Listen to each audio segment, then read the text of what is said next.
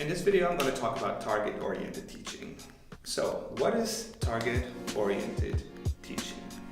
Well, first of all, it's you on one hand targeting, figuring out exactly what you want to teach.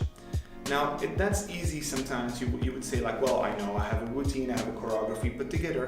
All I have to do is teach that to my students. But the problem is that's not enough. It needs to be something that they actually really need.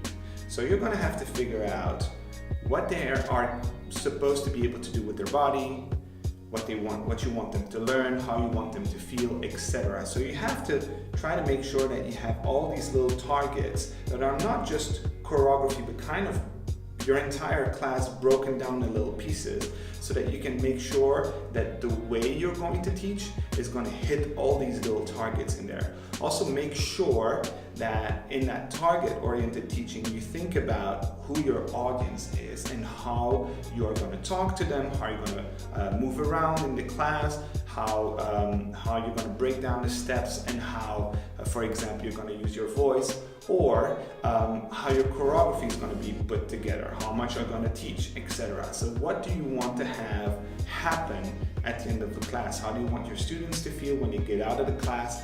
All of that are little targets that you should write down before, or at least think about before you start your class. So that's target-oriented teaching, is figuring out which points you want to get, not just I want them to do the choreography. That's way too vague and too broad. Just specifically pin down what you want them to learn, and think about how you want to teach so that you can, reach those targets. That's target-oriented teaching.